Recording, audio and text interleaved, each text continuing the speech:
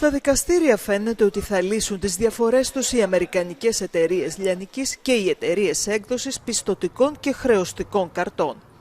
Η δικαστική μάχη των ενώσεων μικρών και μεγάλων επιχειρήσεων λιανικής στις Ηνωμένες Πολιτείες εναντίον των εταιριών Visa και Mastercard εξελίσσεται εδώ και χρόνια και οι δύο πλευρές δεν έχουν καταφέρει να φτάσουν σε συμβιβασμό. Οι λιανοπολιτές κατηγορούν τις εταιρείες Visa και Mastercard για αθέμητο ανταγωνισμό και υπερβολικά υψηλές χρεώσεις σε κάθε συναλλαγή που πραγματοποιούν οι καταναλωτές στα καταστήματα.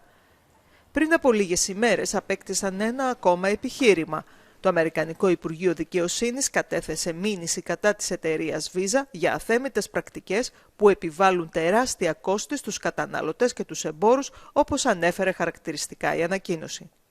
Μιλώντας στο euronews, ο επικεφαλής της μεγαλύτερης παγκόσμιας ένωσης εμπόρων NACS εξηγεί πόσο επιβαρύνονται οι καταναλωτές και πόσο ο υψηλός πληθωρισμός έχει αλλάξει τις καταναλωτικές συνήθειες. Mr. Armour, thank you for joining us in Euronews Greek. The retail sector has been challenged by so many factors, and one of them, maybe the most pressing one, is inflation. How do you see it affecting consumer behavior and the industry?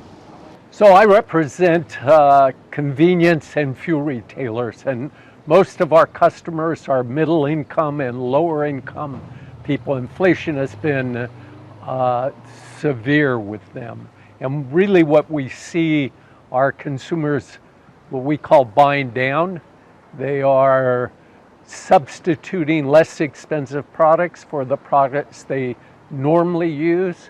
In fuel retailing, instead of filling up their cars, they're buying $20, 20 euros at a time, which is very interesting because they have to buy the same number of liters over a month because they have to go to work, but they do it more frequently because they have less money in their pocket anytime.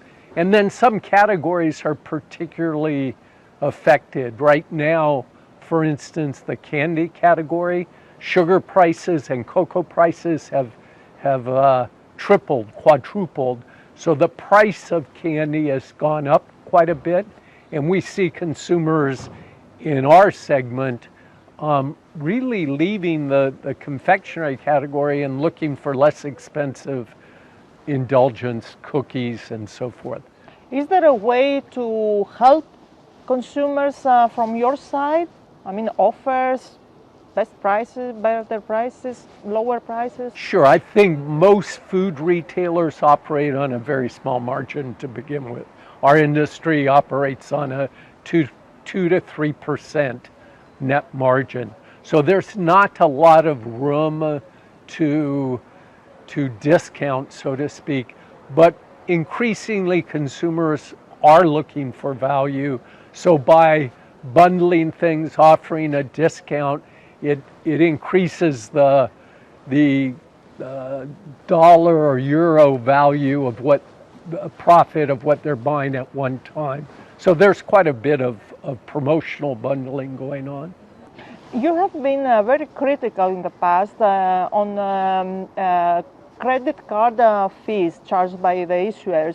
Why do you believe this is a problem, and how it affects the consumer, and if there is a way to protect the consumer from it? So let me say it very simply, credit card fees are like a private tax on every transaction. So if the government, for instance, increases the tax on food, increases the tax on petrol, increases the tax on cigarettes, the credit card companies get 1% of that, right? So it's a private tax going only to the credit card companies, and it can be very large. In unregulated markets in the United States, it runs about 2.8%, but in places like Latin America, it's up to 5%.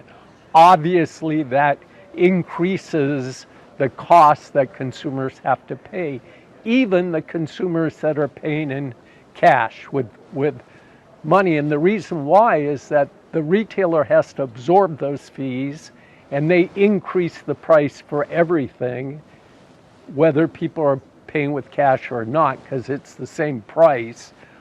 So it impacts consumers dramatically. Last year in the convenience store industry In the United States, credit card fees were almost $20 billion, and the net operating profit in the industry was about $17 billion.